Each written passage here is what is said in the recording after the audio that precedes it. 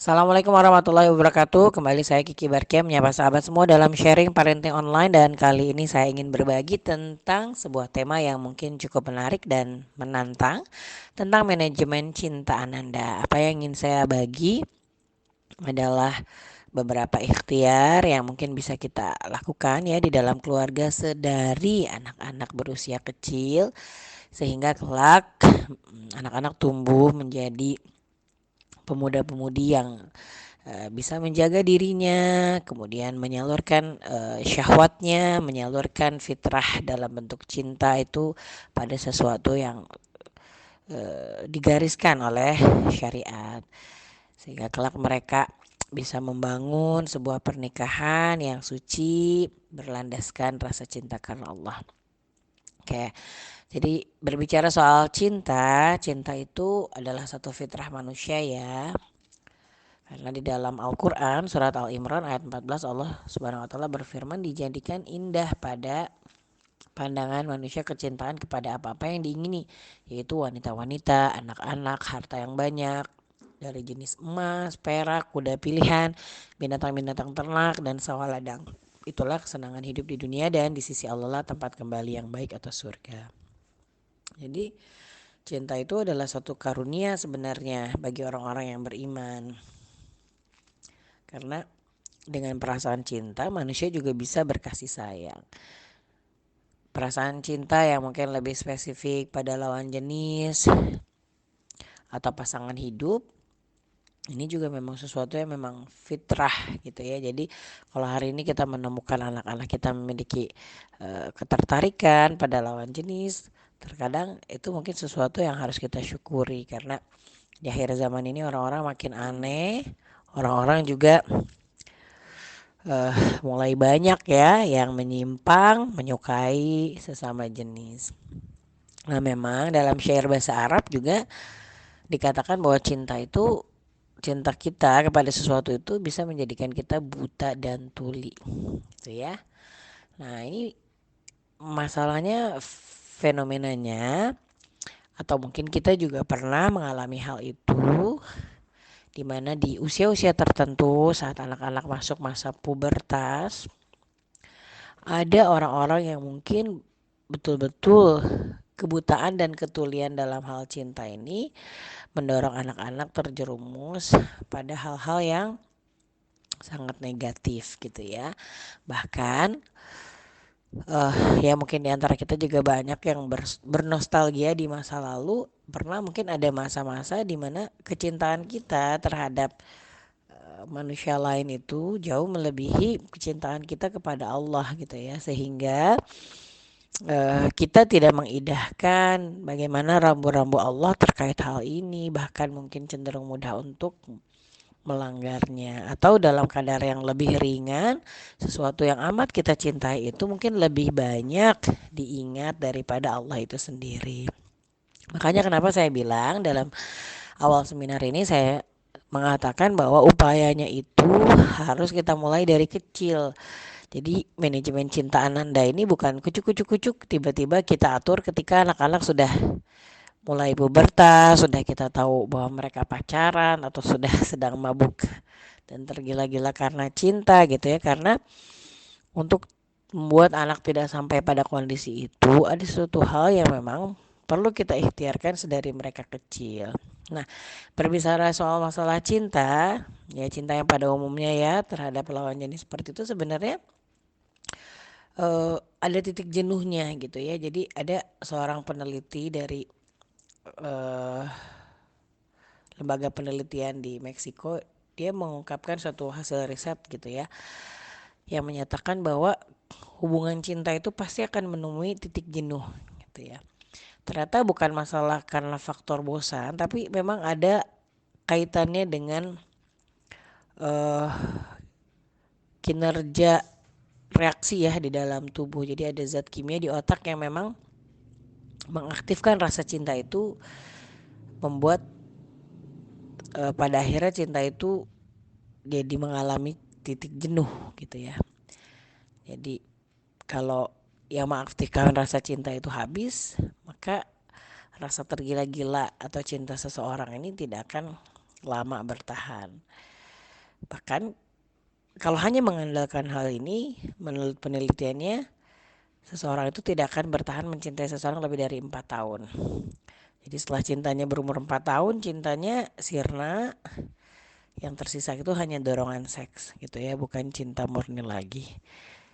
Ya mungkin penelitian ini kalau kita kaitkan dengan banyaknya fenomena rumah tangga yang kemudian mulai oleng gitu ya ketika masuk ke pernikahan di usia ya 4-5 tahun, atau banyak yang kemudian bercerai gitu ya sebelum mengalami susah payah merintis rumah tangga dalam 5 tahun pertama gitu ya. Saya juga pernah diberikan satu nasihat setelah saya menikah, nanti kamu akan lihat gitu ya, kalau 5 tahun pertama bisa berjalan dengan baik, insya Allah, kata seseorang yang memberikan nasihat kepada saya.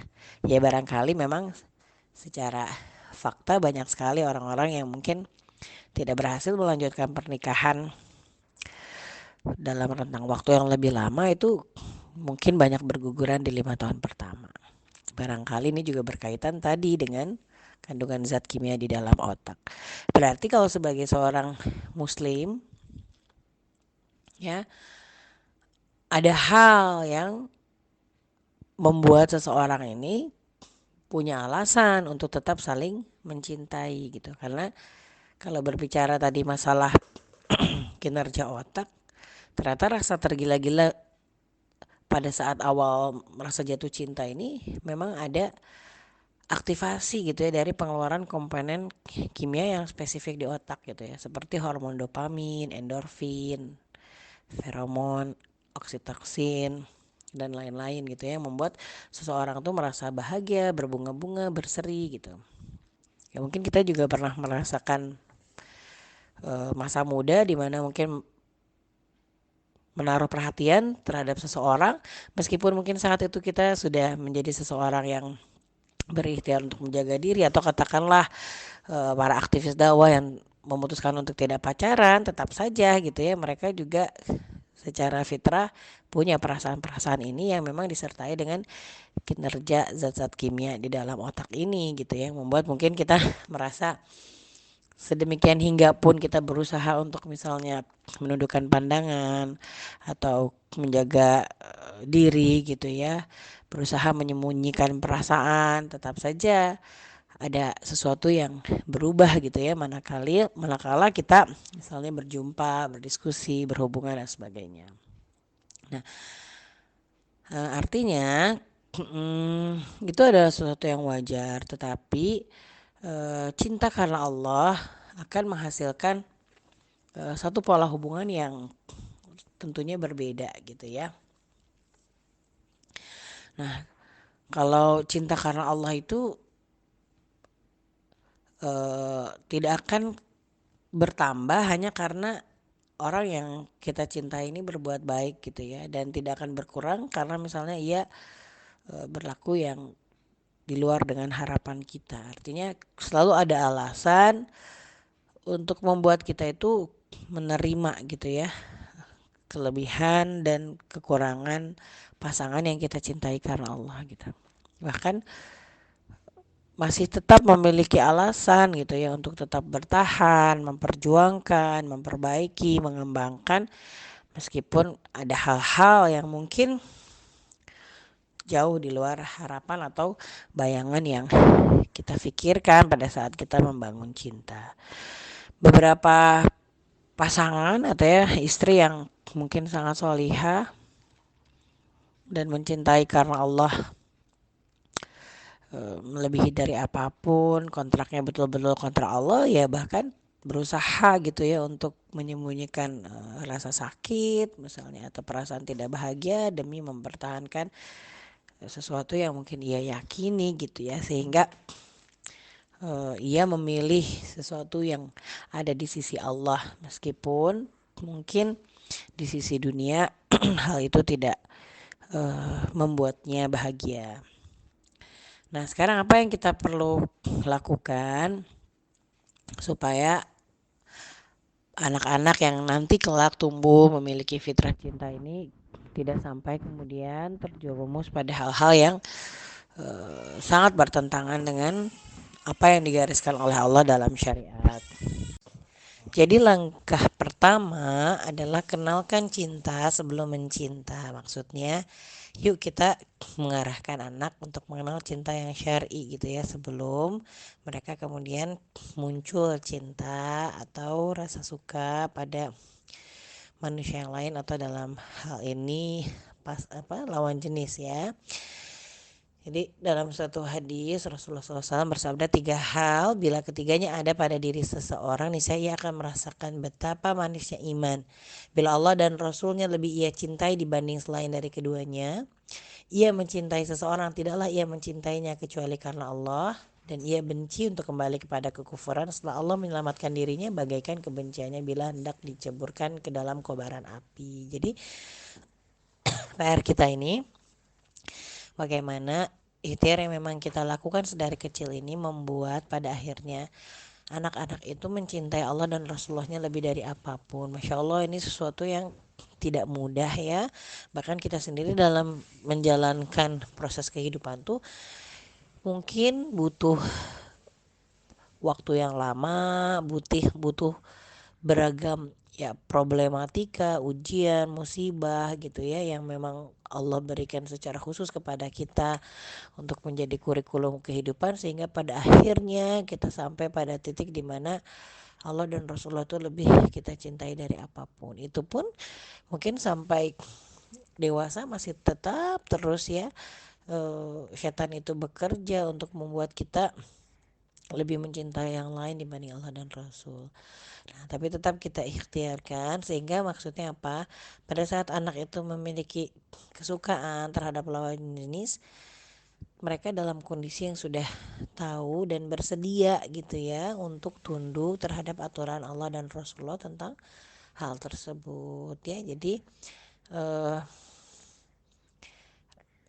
dengan membuat anak-anak itu cinta Allah dan Rasulullah dan segala apapun yang mungkin lebih membuat Allah dan Rasulullah ridho, insya Allah anak-anak juga akan mencintai sesuatu gitu ya yang lain itu karena kecintaan kepada Allah dan Rasul. Jadi seleranya dalam hal suka kalau sudah hatinya tertunduk pada Allah dan Rasulullah itu akan insya Allah pada kebaikan gitu ya. Bahkan ketika nanti kelak mereka mencari jodoh pun seleranya sudah berbeda gitu ya. Seleranya itu sudah dipengaruhi oleh sesuatu yang mungkin lebih baik di sisi Allah gitu ya. Karena rasa cinta kepada Allah dan Rasulullah ini.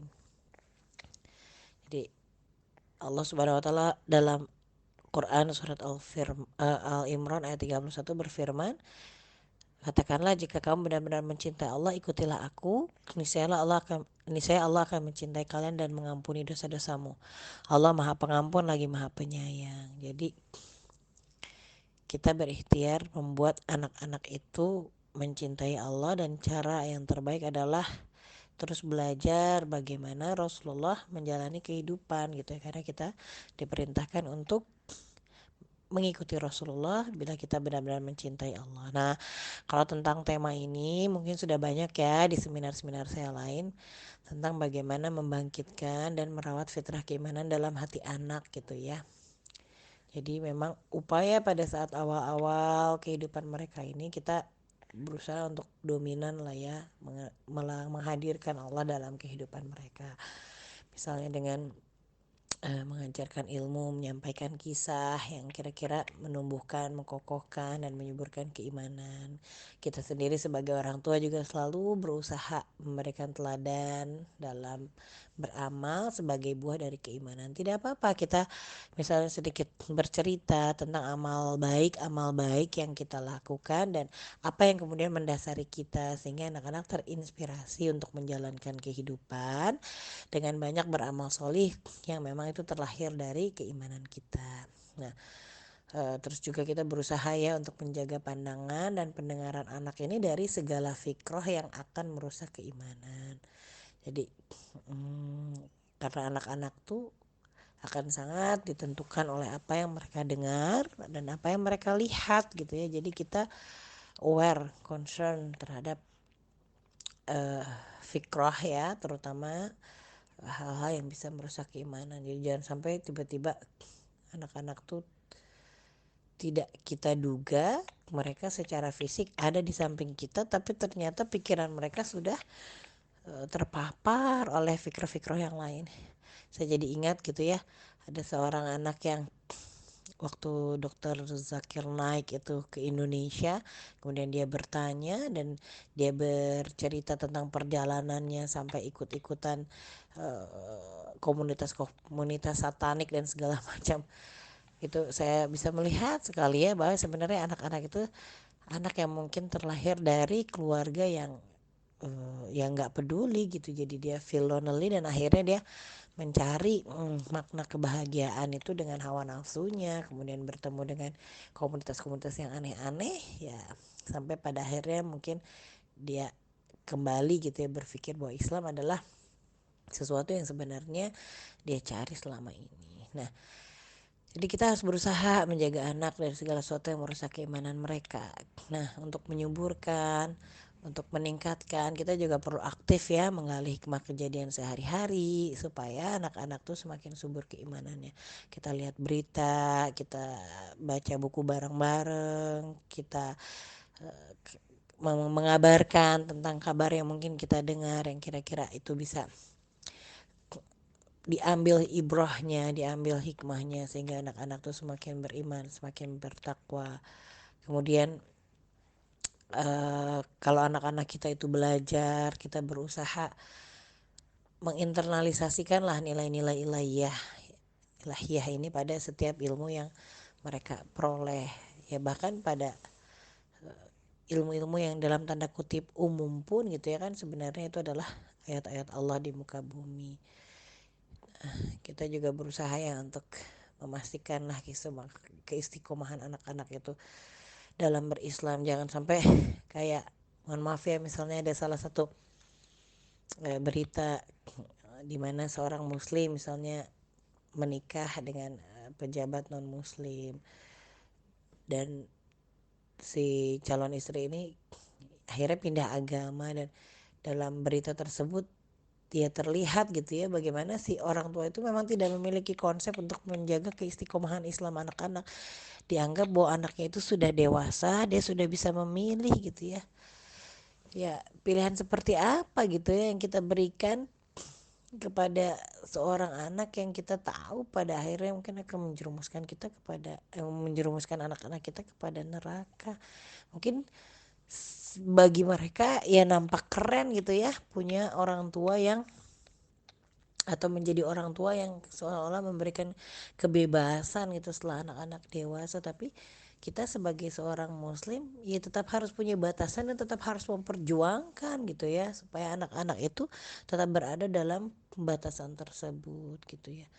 Nah, makanya kita berusaha nih bagaimana anak-anak tuh yang mengenal lah ya sosok Rasulullah, para nabi. Kita jadikan hal itu sebagai kurikulum yang wajib di dalam pendidikan di dalam keluarga kita. Bahkan kita berusaha mengkolerasikan ya kejadian yang dialami dalam kehidupan anak-anak ini, kita kolerasikan dengan kehidupan Rasulullah, dengan hadis-hadis, dengan perbuatan atau perkataan beliau. Jadi anak-anak itu menghadirkan sosok Rasulullah sebagai idola sehingga mereka tidak mengidolakan segala hal yang membuat anak-anak itu, kita berusaha menghindari ya uh, untuk membuat anak-anak tuh mengidolakan hal yang lain gitu ya. Jadi uh, saya tuh punya pengalaman juga, anak-anak curhat gitu ya pulang dari pesantren tuh mereka suka diledekin sebagai anak-anak yang polos gitu ya, mungkin karena mereka banyak bersekolah di rumah dan cenderung apa yang mereka dapatkan kan hal-hal yang sifatnya mungkin alamiah ya, tidak terlalu banyak terpengaruh pada hal-hal yang tren gitu ya. Tetapi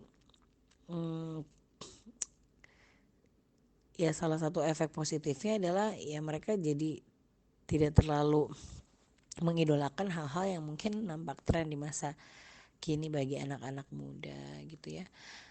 Karena kita perlu meyakini bahwa ketika kita itu tidak memenuhi hati kita dengan cinta kepada Allah, itu pasti ada sesuatu hal yang lain gitu ya dalam hati kita gitu. uh, karena Ibnul Qayyim menjelaskan gitu ya, kalau ada orang yang sedang dilanda asmara itu disuruh memilih antara kesukaan pujiannya itu dengan kesukaan Allah, pasti akan memilih yang pertama, karena ia pun lebih merindukan perjumpaan dengan kekasihnya itu ketimbang pertemuan dengan Allah yang Maha Kuasa. Lebih dari itu, angan-angannya untuk selalu dekat dengan sang kekasih lebih dari keinginannya untuk dekat dengan Allah. Jadi jangan biarkan Allah cemburu. Saya suka ngasih pengertian kepada anak-anak kalau dalam kondisi, ya kalau dalam berdiskusi gitu, misalnya mereka punya perasaan senang atau suka, saya bilang ya jangan diingat-ingat gitu ya, supaya Allah itu tidak cemburu. Kadang yang seperti itu kan anak-anak tuh kalau tidak disuburkan, dipupuk gitu ya, mereka akan cepat lupa sih sebenarnya. Apalagi jarang bertemu, apalagi mereka sibuk dengan hal yang lain. Makanya saya selalu mengajarkan untuk jangan juga bercerita kepada orang lain selain kepada ibu atau ayahnya. Kenapa? Karena kalau bercerita kepada teman itu akan relatif diledek gitu ya. Kalau diledek nanti akan semakin subur. Kalau semakin subur, semakin sering diingat, akan semakin menggeser gitu ya ingatan kita kepada Allah. Nah kemudian yang kedua, langkah yang kedua adalah sucikan cinta sebelum menodai cinta. Sebab tadi kita sudah membahas tentang bagaimana upaya kita ya supaya anak-anak tuh menjadi seorang muslim yang tunduk hatinya terhadap perintah Allah dan Rasulullah. Nah, kita berusaha untuk belajar Islam, mengajarkan Islam ya kepada anak-anak, tapi ternyata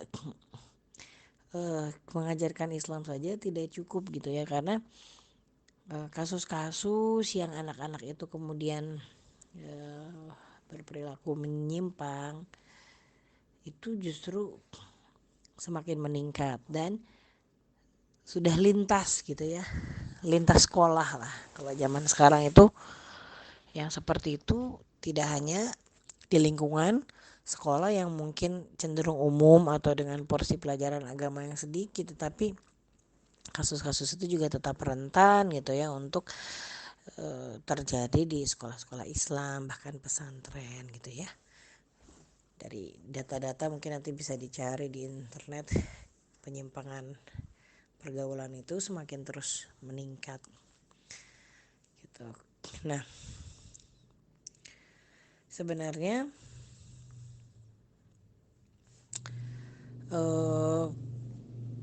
manusia itu sangat rentan gitu ya untuk diganggu oleh setan. Ada suatu riwayat ya dari Jabir bahwa Rasulullah SAW itu melihat seorang perempuan gitu ya. Maka beliau tuh datang ke istrinya Zainab yang sedang menggosok kulit binatang miliknya ya yang mau disamak. Itu kemudian menghentikan pekerjaannya dan Rasulullah menunaikan hajatnya bersama istrinya gitu ya. Kemudian Rasulullah tuh keluar ke sahabat-sahabatnya lalu bersabda, sesungguhnya wanita itu menghadap ke muka dalam bentuk setan, menghadapnya ke belakang dalam bentuk setan pula. Maka apabila salah satu di antara kalian melihat seorang perempuan, hendaklah ia datang ke istrinya, karena hal itu membalikan apa yang ada pada dirinya, yakni gejolak syahwat. Jadi itu aja Rasulullah saja ya sebagai seorang manusia gitu ya. Beliau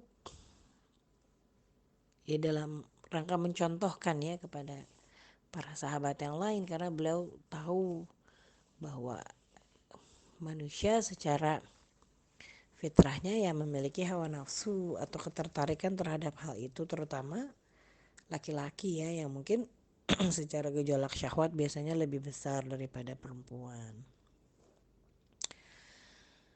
Nah, maka sangat wajar kalau tidak ada penyaluran yang memang tepat,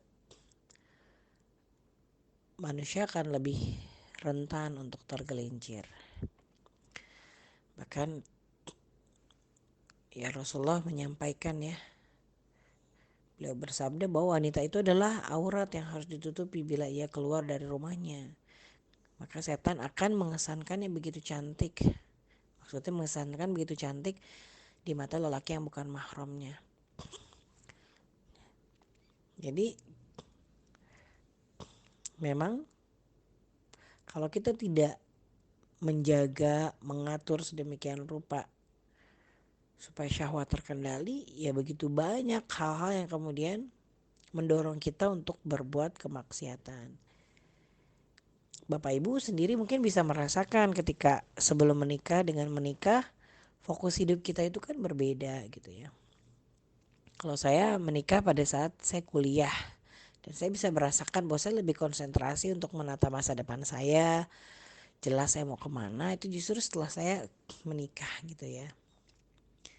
Seperti apa ya, kalau ya kuda berlari mungkin tidak ada arah, begitu sudah menikah tuh ada yang mengikat jelas gitu ya, mau melangkah kemana nggak lihat kanan kiri, sudah pakai kacamata kuda, kita menatap fokus masa depan. Nah, jadi sampai-sampai wanita itu ya menjadi salah satu fitnah yang memang membuat laki-laki itu ya mungkin mudah tergoda gitu ya. Bahkan Allah memerintahkan gitu ya kepada kaum muslimin untuk menundukkan pandangan ketika melihat lawan jenis. Itu ada di dalam Al-Quran surat Nur. Nah, Rasulullah SAW juga menyatakan gitu bahwa di antara tanda-tanda akan datangnya hari kiamat ini, diangkatnya ilmu, merebaknya kebodohan, merajalelanya perzinahan, merajalelanya khamar, sedikitnya jumlah laki-laki, banyaknya jumlah wanita, sehingga 50 wanita dipimpin oleh satu laki-laki. Ini jadi salah satu cirinya adalah merajalelanya perzinahan. Nah, karena kita sudah berada ya di akhir zaman, maka adalah sesuatu yang umum gitu. Kita lihat dalam kadar yang mungkin berbeda-beda, tapi betul apa yang disampaikan Rasulullah bahwa perzinahan ini merajalela. Sehingga kita perlu gitu berpikir dan berikhtiar secara penuh perhatian untuk membuat anak-anak ini terhindar dari melakukan perzinahan dan juga tidak menjadi korban perzinahan. Kita berikhtiar untuk mendidik anak-anak ini terhindar dari pergaulan bebas. Sekali lagi, saya menyampaikan bahwa mengajarkan Islam tidak cukup karena godaannya terlalu banyak. Akses-akses untuk kemudian anak-anak itu tidak terjaga pandangannya hari ini sangat besar. Akses anak-anak untuk kemudian misalnya bertemu dengan orang-orang yang akhlaknya buruk dan bisa menjerumuskan seseorang juga semakin besar gitu ya. Jadi memang kalau kalau dulu mungkin orang tua tidak terlalu menaruh perhatian tentang hal ini, mungkin zamannya nenek kakek saya ya. Karena memang secara budaya pada saat itu orang-orang memang sangat terjaga gitu ya. Jangankan pacaran, mungkin zaman nenek kakek itu kalau ada laki-laki datang ke rumah juga sudah langsung disuruh untuk meminang.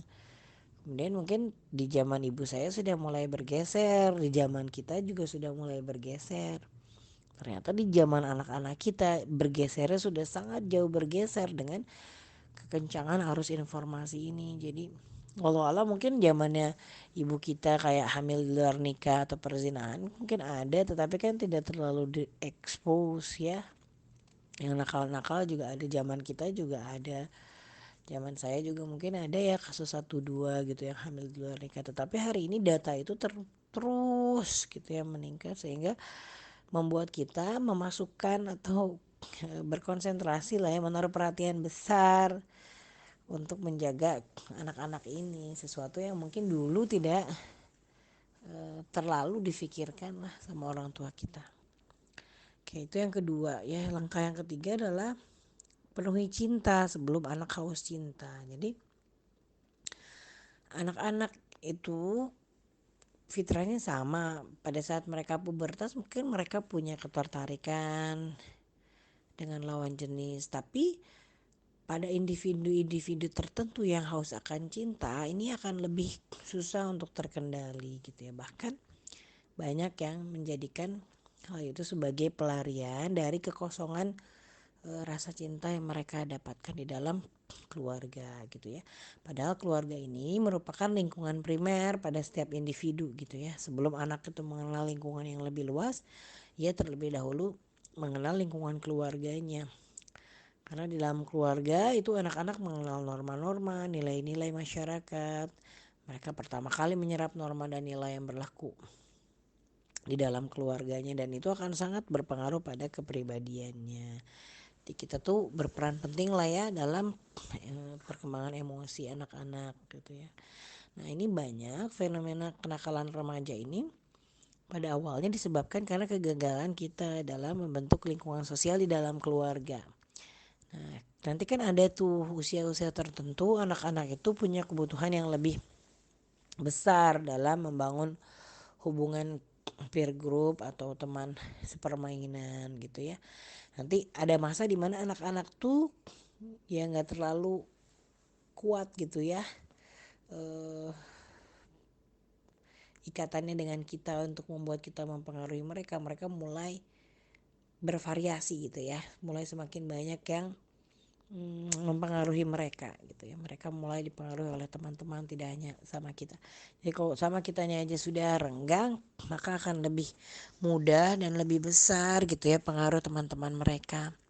Tapi ibu nanti bisa merasakan, bisa ditanya sama teman-teman yang walaupun anak masuk pada usia yang sama tapi mereka kuat ikatannya dengan kita, masih terus bisa dikendalikan, kita masih punya otoritas lah sebagai orang tua. Walaupun mereka kemudian bertemu teman-teman dan mengenal variasi nilai, mereka tetap masih dalam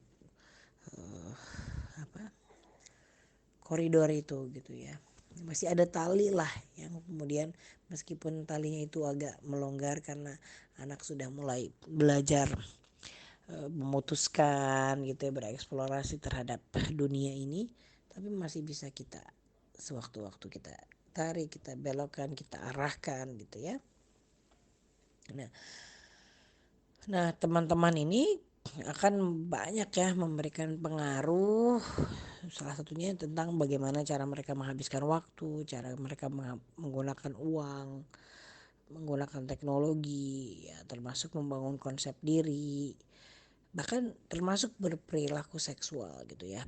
Nah semakin sedikit cinta dan kasih sayang yang kita berikan ini, semakin sedikit juga pengaruh yang dapat kita berikan. Nah kalau pengaruh orang tua ini lebih sedikit, maka tentu akan ada pengaruh lain yang mempengaruhinya. Syukur-syukur kalau kemudian yang lebih banyak mempengaruhi itu misalnya ustadz-ustazanya, guru-gurunya yang memang memberikan kontribusi positif lah ya dalam perkembangan kepribadian mereka. Nah sering sekali sebenarnya masalah utamanya karena anak-anak tuh tidak menangkap bahasa cinta yang kita berikan. Kita berpikir kita mencintai mereka dengan berperilaku ini, tapi ternyata anak tidak menangkap itu sebagai rasa cinta. Banyak juga di antara kita yang mungkin ya seringnya marah-marah, ngomel-ngomel itu ya sebagai wujud cinta sebenarnya, karena kita pasti menginginkan yang baik bagi anak-anak. Tapi anak-anak kemudian tidak dapat menangkap cinta dari omelan kita, dari kekasaran kita, apalagi dari kezaliman kita gitu ya. Nah makanya kita perlu dia mengatur lah ya pola komunikasi kita, pola hubungan kita dengan anak-anak. Bukan berarti kita tidak boleh marah, tetapi pada saat kita marah itu anak betul-betul mendapatkan suatu pesan bahwa kita itu marah terhadap perilaku mereka, bukan tidak mencintai mereka gitu ya. Makanya perlu disinilah kelemah lembutan gitu ya, dan nanti ketegasan bisa kita gunakan pada hal-hal yang memang kita perlu, sehingga ada hal-hal yang mungkin walaupun di luar harapan kita ya kita tidak perlu menunjukkan dengan kemarahan, sehingga kemarahan itu dapat kita simpan untuk hal-hal yang memang penting untuk kita marah, sehingga anak mampu menangkap pesan serius dari kemarahan kita. Nah jadi tadi banyak anak-anak yang kemudian jadi punya kecenderungan lebih besar untuk berperilaku menyimpang diawali dari rasa haus mereka gitu ya akan cinta. Jadi permasalahan pergaulan yang bebas ini banyak diawali oleh merenggangnya hubungan mereka dengan orang tuanya. Dan banyak kerenggangan orang tua ini diawali dengan komunikasi yang menyimpang gitu ya. Ada konflik bertahun-tahun terjadi, kemudian menguras emosi orang tua dan anak gitu. Kemudian anak-anak tidak lagi mau dekat dengan orang tua, tidak mau lagi berbagi dan bercerita dengan kita, tidak mau lagi mendengar kata-kata kita dan tidak mau lagi menuruti perintah. Pada saat itu ya kita betul-betul hanya berharap ya Allah yang menjaga, membimbing mereka. Makanya Rasulullah SAW menyampaikan dalam satu hadis ya yang diriwayatkan oleh Bukhari dan Muslim, berilah kemudahan dan jangan mempersulit, berilah kabar gembira dan jangan membuat mereka lari. Jadi kadang mungkin kita teh cinta tetapi mungkin terlalu banyak membuat sulit mereka sehingga mereka ya lebih merasa bahagia dengan lari atau menjauh dari kita gitu. Nah khawatirnya mereka kemudian semakin jauh dari kebaikan dan semakin jauh dari syariat Allah gitu ya. Maka kita perlu menolak keburukan atau kejahatan itu dengan sesuatu yang baik ya. Jadi karena anak-anak ini sebenarnya membutuhkan penerimaan, penghargaan, pujian. Nah, kalau mereka itu nggak dapat itu di dalam rumah, mereka akan mencari di tempat lain. Mereka akan berusaha agar mereka bisa diterima gitu ya di dalam lingkungannya karena memang mereka merasa tidak diterima apa adanya di dalam rumah. Jadi kalau anak tidak pernah mendapatkan penghargaan di rumah, mereka akan berperilaku yang tidak biasa demi mendapatkan penghargaan di lingkungannya.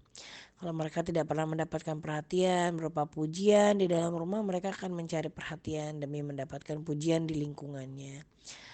Nah, kalau anak tidak terpenuhi cinta yang di dalam rumah, nah khawatirnya mereka akan mencari pihak lain yang memuaskan rasa hausnya akan cinta. Jika anak tidak mendapatkan sosok yang melindungi, mengayomi, dan mengasihi di dalam rumah, khawatirnya mereka mencari sosok lain yang memenuhi kebutuhannya di lingkungan. Jadi seperti apa mereka ini akan dipengaruhi oleh pihak apa yang dominan berinteraksi dengannya gitu ya. Karena tadi kita itu adalah tergantung dengan apa yang kita dengar, apa yang kita pikirkan. Ya, bahkan di dalam surat An-Nahl ayat 78 Allah Subhanahu wa taala berfirman, dan Allah mengeluarkan kamu dari perut ibumu dalam keadaan tidak mengetahui sesuatu pun, dan Dia memberi kamu pendengaran, penglihatan dan hati agar kamu bersyukur gitu ya. Jadi sesuatu yang kita cintai ini akan secara dominan mempengaruhi tindak tanduk kita sebagai manusia, karena manusia ini akan berusaha untuk melakukan apapun yang diinginkan pihak yang ia cintai gitu. Nah, kalau kita pengen lebih banyak mempengaruhi anak-anak kita, maka buatlah mereka cinta pada kita gitu ya, karena cinta itu juga sebab akibat ya. Rasulullah juga pernah ya menegur seorang, bukan menegur ya, jadi seorang sahabat ini melihat Rasulullah itu mencium cucunya, kemudian beliau berkata bahwa saya memiliki 10 orang anak gitu ya, namun saya belum pernah melakukan hal ini kepada seorang pun di antara mereka. Kemudian Rasulullah bersabda, sesungguhnya barang siapa yang tidak menyayangi maka dia tidak akan disayangi. Jadi cinta itu sebab akibat. Anak akan belajar bersikap mencintai kalau kita juga memperlakukan mereka dengan penuh cinta. Begitu juga sebaliknya, bagaimana mereka akan belajar mencintai sesama kalau kita tidak pernah memperlakukan mereka dengan penuh cinta gitu ya. Insya Allah kalau seseorang sudah terpenuhi ya cintanya, mereka juga akan lebih mudah gitu menebarkan cinta, menebarkan kebaikan. Jadi kalau kita pengen melahirkan manusia yang penyayang, maka kita juga perlu memperlakukan mereka dengan penuh kasih sayang. Dan sebenarnya memang fitrah mereka itu suci, mereka itu baik, bahkan kadang lebih baik dari kita, karena mereka tidak banyak memperhitungkan banyak hal gitu ya dalam berbuat kebaikan. Nah, mari kita sambut gitu ya fitrah kebaikan dalam jiwa anak-anak, fitrah kasih sayang, fitrah ya kedermawanan dan lain-lain ya.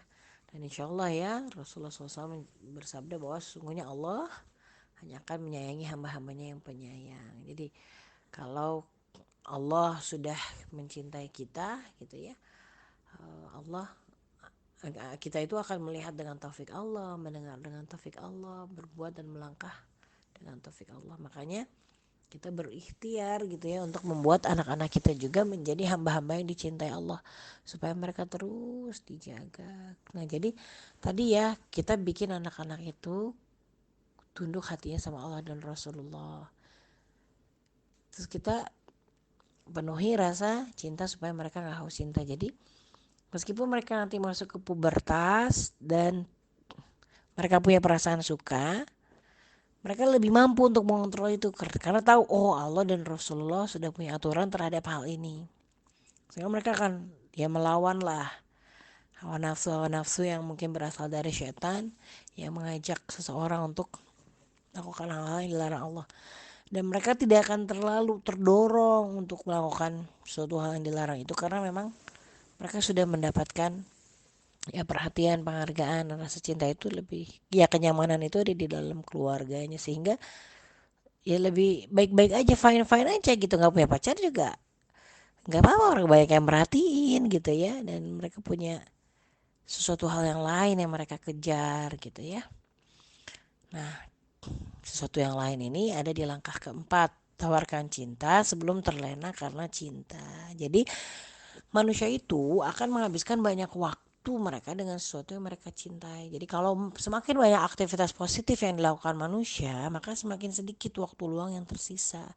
Maka kalau waktu luang tersisa semakin sedikit, insya Allah kemungkinan untuk menghabiskan waktu di jalan kemaksiatan itu juga akan semakin sedikit. Nah, makanya anak-anak yang jadi korban pornografi itu berawal dari anak-anak yang sebenarnya kurang kerjaan awalnya mah gitu ya, bosen gitu ya, males, atau generasi belas lah, bored, lazy, angry, stress, tired, udah capek banget, stres, pelariannya gadget, bosen, terus akhirnya lari ke sana.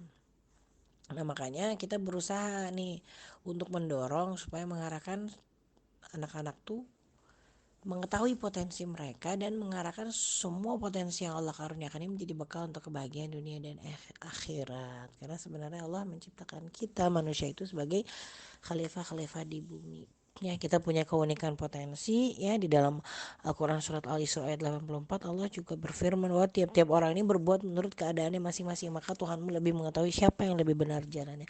Nah, kalau anak-anak itu sudah lebih awal tahu siapa dirinya, apa kesukaannya, nah dia akan lebih banyak menghabiskan waktu untuk mengasah bakatnya, berbuat sesuatu yang berkaitan dengan minatnya gitu ya, sehingga diharapkan mereka produktif. Kalau produktif, kemudian eh, bersedia tunduk sama perintah Allah, udah gitu mereka juga di fulfill cintanya sama kita.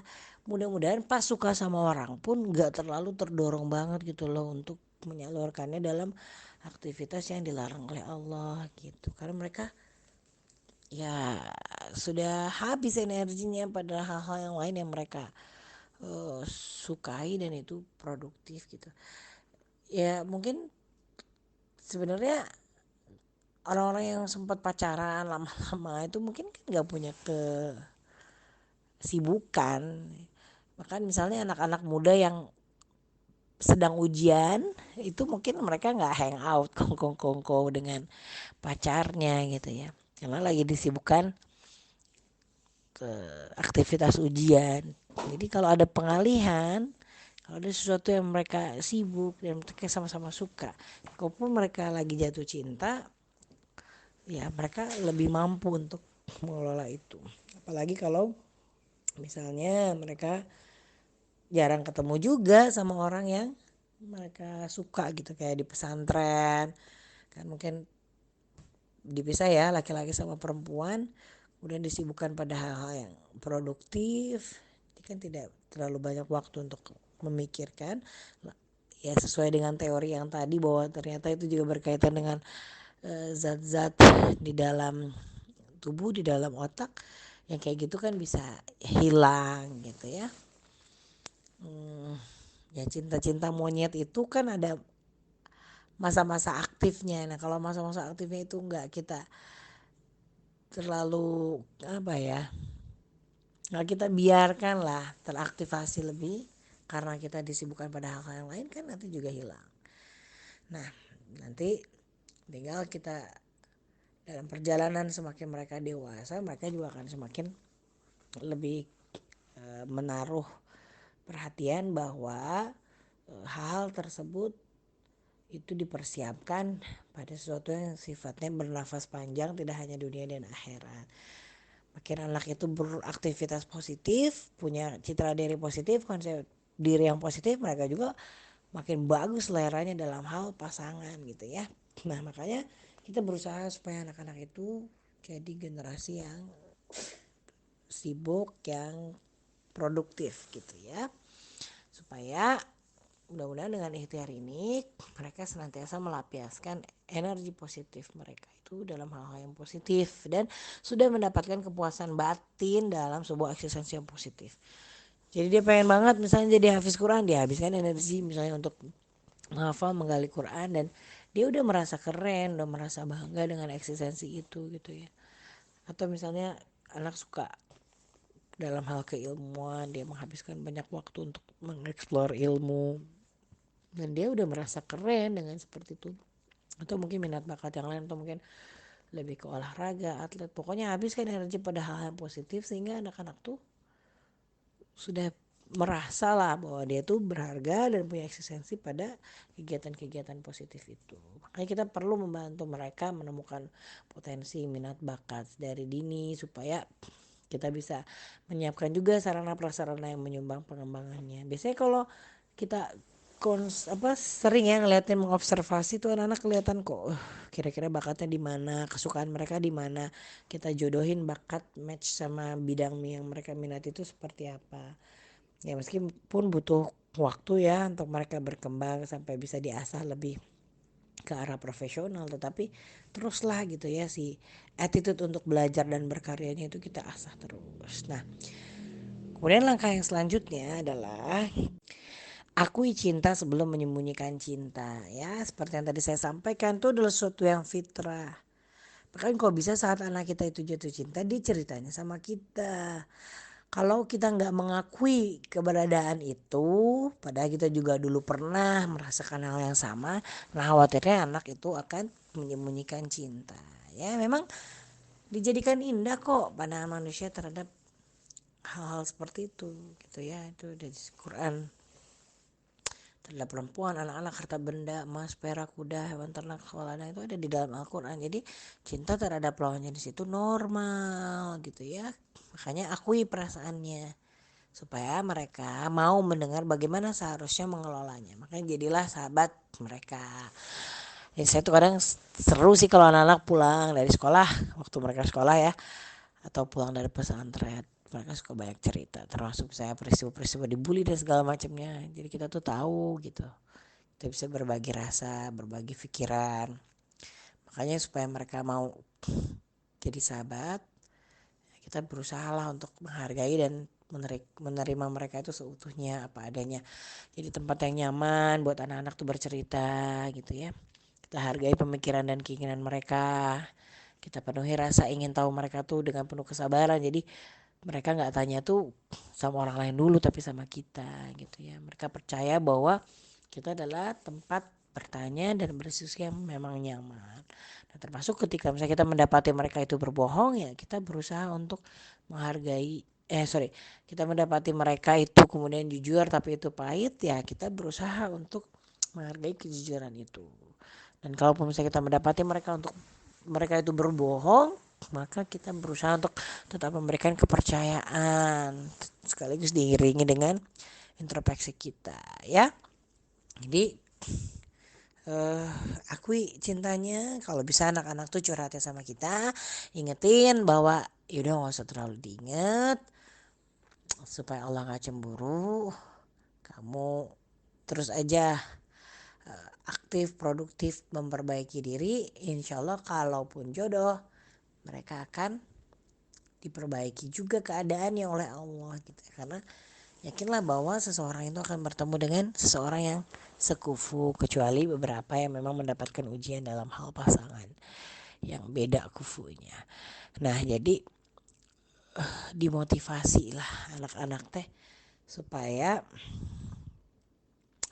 menyimpan perasaan cinta itu dengan cara ya terus memperbaiki diri gitu ya, sehingga kalaupun Allah berkehendak, Allah akan mempertemukannya di waktu yang tepat dalam keadaan yang sudah lebih baik gitu dari kedua belah pihak. Nah, kemudian yang selanjutnya adalah langkah keenam adalah arahkan cinta sebelum mencinta. Jadi disuruh kok mempercepat menikah, tapi untuk mereka yang belum mampu untuk menikah ada juga aturan mainnya gitu ya. Dan orang-orang yang tidak mampu kawin hendaklah mereka menjaga kesucian dirinya sehingga Allah memampukan mereka dengan karunia-Nya. Nah, jadi jangan biarkan anak-anak nih punya cinta palsu yang kemudian membuat mereka itu mengingat Allah gitu ya. Karena dalam surat Al-Mujadalah ayat 19, setan telah menguasai mereka lalu menjadikan mereka lupa mengingat Allah gitu ya. Nah, jadi jangan buat Allah itu cemburu dalam melakukan apa yang diharamkan Allah. Sesungguhnya Allah itu cemburu, dan kecemburuan Allah itu datang bila mana seorang mukmin melakukan hal yang diharamkan Allah. Itu hadis ini disampaikan oleh Rasulullah SAW. Jadi Allah ini pencemburu. Bahkan pencemburu saat misalnya Allah melihat hambanya atau hamba perempuan yang berzina gitu ya. Nah, makanya kita perlu mengajarkan anak untuk melawan godaan setan. Ya, jadi kita arahkan sebelum mereka kemudian salah dalam hal mencinta. Ajari anak untuk melawan godaan setan. Ya, sebab setan ini selalu menjadikan terasa indah perbuatan-perbuatan buruk ini ya. Kemudian ajari anak gadis kita ini untuk tidak berbicara yang dapat membangkitkan syahwat ya. Ini ada nih di dalam Al-Quran Al-Ahzab 32, hai istri-istri Nabi, kamu sekalian tidaklah seperti wanita lain, jika kamu bertakwa maka janganlah kamu tunduk dalam berbicara sehingga berkeinginanlah orang-orang yang ada penyakit dalam hatinya, dan ucapkanlah perkataan yang baik. Kemudian ajari anak-anak kita ini untuk menahan pandangan, menjaga kesucian farjinya ya. Ini ada di Quran surat An-Nur ayat 30 sampai 31. Sebab kalau nggak menjaga pandangan ini ada kolerasinya dengan kemaluan ya. Kalau kita melihat sesuatu yang kita senangi atau dalam hal ini lawan jenis, ini memang tubuh kita ini bereaksi karena memang ada hormon-hormon yang bekerja dalam hal itu ya. Nah, kalau misalnya kemudian dibales ya, apa misalnya tatapan mata, ungkapan, atau bisa ngobrol segala macamnya, ini memang ada reaksi tubuh lagi gitu ya, melepaskan dopamin, bikin rasa enak, rasa bahagia gitu ya. Karena adrenalin juga mengalir ke seluruh tubuh gitu ya, bikin ada perasaan bergejolak gitu ya, dan pada akhirnya darah itu kemudian juga mengalir ke bibir, ke organ-organ seksual gitu loh. Jadi dengan menjaga pandangan, insya Allah kita akan menjaga kemaluan. Maka anak kita perlu diajarkan untuk tidak mendekati zina gitu ya. Ini juga ada di dalam Al-Quran. Bahkan Rasulullah SAW bersabda gitu ya, bahwa telah dituliskan atas Bani Adam bagian dari zina yang pasti ia melakukannya, tidak bisa tidak. Maka zina kedua mata adalah melihat yang diharamkan, zina kedua telinga adalah mendengar yang diharamkan, zina lisan adalah berkata-kata yang diharamkan, zina tangan adalah memegang yang diharamkan, zina kaki adalah melangkah ke tempat yang diharamkan, hati berkeinginan dan berangan-angan, dan kemaluan membenarkan semua atau mendustakannya gitu ya. Jadi at the end yang membenarkan atau mendustakan itu pada farji mereka. Maka kita juga perlu mengajarkan anak-anak untuk segera menghindari dari hal-hal yang mungkin paling ringan ya. Nah, termasuk ajarkan anak-anak untuk tidak berduaan dengan lawan jenis, apalagi seseorang yang mereka sukai. Satu malah dari kecil anak-anak tuh diajarin ya, ini mahram bukan mahram, kita nggak boleh nyentuh mahram. Bahkan di warning nih, dikasih tahu bahwa sepupu juga nanti kalau udah besar tuh bukan mahram. Maksudnya sepupu itu bukan mahram, jadi semakin menjaga lah ketika mereka sudah besar, cara-cara bermainnya juga mungkin nanti harus lebih terjaga gitu ya, terutama sudah di atas 10 tahun ke atas. Nah, diajarin untuk misalnya bermain sama teman yang lawan jenis itu nggak boleh berduaan gitu ya. Jangan sekali-kali seseorang laki-laki menyendiri dengan perempuan yang tidak halal baginya, karena orang yang ketiga nanti adalah setan, kecuali kalau ada mahramnya ya. Jadi dalam bermain juga kita mengajarkan anak untuk tidak menyentuh lawan jenis yang bukan mahramnya. Kalau bisa main tag-tagan, kucing-kucingan, saya sih udah ngasih tahu sama anak-anak, nah, kalau sama akhwat jangan main yang ada sentuhan fisiknya. Main rame-rame boleh, berinteraksi sama lawan jenis, sama teman-teman yang beda gender nggak masalah, tetapi jaga adab-adab ya, termasuk dalam hal bermain pun ya kita usahakan untuk tidak saling bersentuhan. Bahkan Rasulullah tuh bersabda bahwa sungguh jika kepala seorang laki-laki ditusuk dengan jarum dari besi itu lebih baik daripada menyentuh seorang perempuan yang tidak halal baginya ya. Nah, jadi kita berusaha tuh supaya anak-anak terjaga ya. Jadi tadi kita masuk ke langkah 6 ya, diarahkan cintanya sebelum salah mencinta. Terus yang selanjutnya adalah disiapkan pencintanya sebelum menyalurkan cinta. Jadi begitu anak-anak tuh sudah mulai masuk ke fase balik, mereka kan sudah jadi manusia dewasa.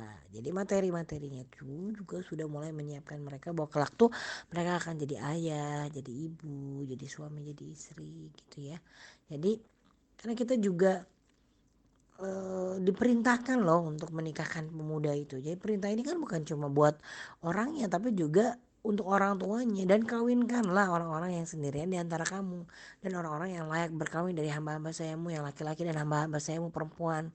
Jika mereka miskin maka Allah memampukan mereka dengan karunia-Nya. Ini Quran surat An-Nur ayat 32. Jadi jangan sampai anak-anak tuh terhalangi lah karena sikap kita ya sebagai calon mertua ini karena matre gitu. Kalau misalnya betul-betul tidak mampu, insya Allah minta kemampuan itu kepada Allah gitu ya. Nah kalau orang-orang itu tidak mampu kawin, maka hendaklah mereka menjaga kesuciannya sehingga Allah memampukan mereka gitu. Itu di ayat 33-nya. Maka kalau belum mampu, ajak anak untuk berpuasa ya. Dan itu sabda Rasulullah, wahai para pemuda, barang siapa di antara kalian yang mampu maka menikahlah, karena sesungguhnya pernikahan lebih menundukkan pandangan dan lebih menjaga kemaluan. Dan barang siapa yang tidak mampu maka hendaknya ia berpuasa, karena puasa menjadi perisai. Nah jadi yang belum siap kita terus siapkan. Selama dia belum siap suruh perbanyak saum. Kalau dia udah siap jangan dihalang-halangi. Kalau belum siap tapi kemudian udah darurat ya dipercepat gitu ya. Apa saja persiapan yang perlu dilakukan? Tentu persiapan ruhiyah, persiapan tawakal, dan ini sudah kita lakukan sedari mereka kecil. Karena insya Allah di dalam surat At-Tolak ayat 3, barang siapa yang bertawakal kepada Allah maka Allah akan memberikan kecukupan baginya. Kedua adalah persiapan ilmu ya, persiapan ilmu agama, psikologi suami istri, parenting dan segala macamnya. Makanya kalau anak-anak saya tuh suka baca buku-buku parenting atau baca buku misalnya tentang istri atau tentang ayah. Kalau sudah di atas 14 dikasih bukunya juga seperti itu, sering banyak diajarin berdiskusi tentang pernikahan, dunia rumah tangga dan segala macamnya, sehingga mereka punya wawasan. Karena kenapa? Karena mereka sudah ketika sudah balik kan sudah jadi manusia dewasa. Sewaktu-waktu ketika sahwat itu bergejolak, mudah-mudahan mereka sudah lebih siap. Persiapan yang ketiga adalah persiapan fisik, baru kemudian persiapan ma'aliyah atau minimal life skill lah untuk mencari ma'aliyah. Nah inilah sering sekali orang jadi tertahan-tahan karena masalah persiapan harta itu. Padahal Allah sudah janji Allah akan memampukan. Bahkan dengan bekal takwa saja Allah itu akan mencukupkan, masya Allah gitu ya. Nah jadi dalam kondisi yang sudah wajib menikah tapi persiapannya ini belum matang, ya udah terpaksa dimatangkan dalam perjalanan gitu loh ya. Karena di dalam hadis Rasulullah SAW juga bersabda ada 3 orang yang Allah tuh berhak membantunya, yaitu yang pertama orang yang berjihad di jalan Allah, budak yang melakukan transaksi mukatabah ya atau menebus dirinya, dan yang ketiga adalah orang yang menikah dan ingin menjaga kehormatan. Jadi kalau misalnya Ada seseorang walaupun tidak mampu tapi dia berniat menikah untuk menjaga kehormatan, menjaga kesucian diri, itu sudah alasan yang cukup kuat untuk kemudian menikahkan walaupun dia belum mampu gitu loh. Apalagi kalau sudah dalam kondisi sudah sangat ya darurat lah, misalnya susah, gejolak syahwatnya sudah sangat besar gitu ya, sudah dalam kondisi wajib. Jadi insya Allah adalah suatu kemuliaan ketika seseorang misalnya memilih untuk menikah mungkin di usia dini karena ingin menjaga kesucian dirinya gitu lah. Baru yang kemudian langkah selanjutnya adalah halalkan cinta sebelum bercinta. Jadi nah kita bantu anak-anak itu segera halal cintanya. Nah, arahkan dan sebelum itu arahkan selera anak-anak itu pada perkara takwa. Jadi dan bimbing anak-anak ini agar memilih cinta karena Allah. Insya Allah kalau anak solih solihah dia akan punya selera yang solih solihah. Ya, anak-anak saya suka ngobrolan bercanda-bercanda, nggak mau kayak Umi katanya, karena aku pengennya yang hafiz-hafizah Quran. Seleranya pun sudah bergeser gitu. Nah, karena ya perempuan dinikahi dalam 4 hal ya, hartanya, nasabnya, kecantikannya, agamanya. Dan memang Rasulullah sudah menyampaikan pilihlah yang baik agamanya. Karena jika tidak, niscaya engkau akan menjadi orang yang merugi. Ini hadis yang diriwayatkan Bukhari dan Muslim. Jadi kalau seseorang sudah tunduk hatinya kepada Allah, kepada Rasulullah, dia pun akan memiliki selera yang memang tersibgoh dengan sibgoh Allah gitu ya. Maka dia akan lebih memilih sesuatu itu utamanya adalah agamanya. Kenapa? Karena kita nggak mau dong kalau nanti di akhirat kita menjadi orang yang saling bermusuhan. Dalam surat Az-Zukhruf ayat 67, orang-orang yang semasa dunia saling mencintai pada hari itu sebagiannya menjadi musuh bagi sebagian yang lain kecuali orang-orang yang bertakwa. Jadi jangan sampai menikahkan anak-anak tuh yang tidak sekufu, jadi istrinya solihah tetapi masya Allah, auzubillah, suaminya misalnya sebaliknya. Sorry, bukan masya Allah ya kalau seperti auzubillah, suaminya sebaliknya. Jadi kita motivasi anak-anak untuk terus memperbaiki dirinya sehingga keberkahan itu mengalir sampai dengan jodoh yang sudah tertulis. Jadi dia baik maka jodohnya pun juga akan lebih baik sama Allah, diperbaiki di sebelah sana. Yang entah itu siapa. Nah, kalau kemudian ada yang datang orangnya baik, soleh, akhlaknya baik, kita sukai, jangan menolak lamaran, jangan dipersulit. Kalau kita jadi mertua, jangan mempersulit lah anak-anak. Jadi bila ada seseorang yang agama dan akhlaknya telah engkau sukai datang kepadamu melamar, maka terimalah lamarannya. Bila tidak, niscaya akan terjadi kekacauan dan kerusakan besar di muka bumi. Nah, tapi kita juga tidak boleh memaksa tanpa ada kerelaan sang gadis, ya. Karena Rasulullah SAW bersabda, tidaklah dinikahi janda hingga diminta perintah darinya atau keputusan darinya, dan tidaklah dinikahkan gadis hingga diminta izinnya.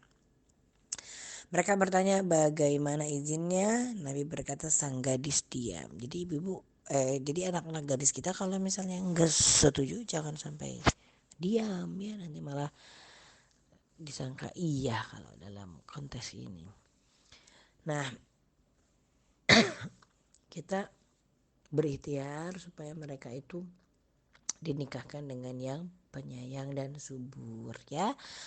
Jadi kita juga perlu ya melihat misalnya riwayat kesehatan dan segala macam. Kalau diantara yang sesama soleh kemudian ada yang satu lebih sehat, mungkin kita lebih prioritaskan. Walaupun ada juga seseorang yang kemudian berpikir untuk mencari sesuatu yang lebih baik di sisi Allah dengan menikahi, ya menolong perempuan yang mungkin sakit, yang diharapkan dengan pernikahannya kualitas hidupnya akan lebih meningkat.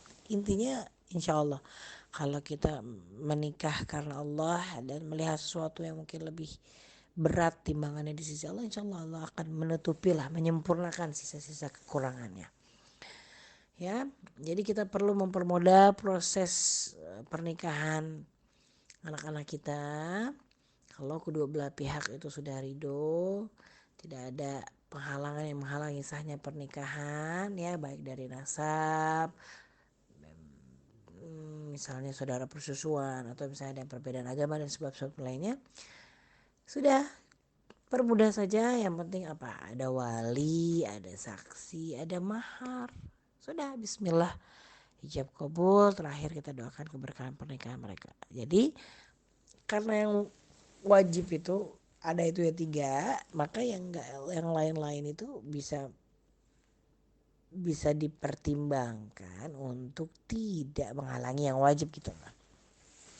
Jadi jangan sampai anak udah kebelet nikah, aduh gedungnya belum ada, tanggalnya penuh semua. Siapa yang bilang harus ada di gedung gitu. Ini banyak orang tua yang meribetkan diri sendiri, belum lagi yang utang sana sini buat demi prestis. Terus kemudian nikahnya iya, tapi habis itu nggak jadi begitu, hari pertama nikah nggak bahagia karena utangnya juga kemudian numpuk. Jadi ya marilah kita sederhanakan yang bisa disederhanakan, sesuatu yang memang tidak dipaksakan di dalam syariat ya mungkin tidak perlu harus dipaksakan dengan kita. Ya alhamdulillah, insyaallah dengan niat baik Allah akan mudah gitu ya untuk menurunkan bala pertolongannya. Tiba-tiba saja kun fayakun, bismillah, ada rezekinya sejalan dengan ketulusan kita untuk eh, apa namanya menjalankan perintah Allah. Baik, demikian yang bisa saya sampaikan. Yang benar datang dari Allah. Saya sendiri masih sangat berikhtiar. Usia terbesar anak saya mau 18. Belum pernah pacaran sih, dan ya on off lah, ngasih kabar pernah suka apa hilang begitu. Sejauh ini belum terdengar keinginan untuk nauzubillah ya pacaran, juga belum bersemangat sepertinya berbicara tentang pernikahan karena mungkin masih sekolah. Tapi saya tetap sejak dari usia 14 tahun itu sering mengirimkan buku waktu dia di pesantren, itu hal yang memang berkaitan tentang masalah cinta, bagaimana Islam memandang tentang cinta, bagaimana mempersiapkan diri menjadi ayah, dan parenting lainnya. Ya baik, mudah-mudahan bermanfaat. Wabillahi taufiq walhidayah. Wassalamualaikum warahmatullahi wabarakatuh.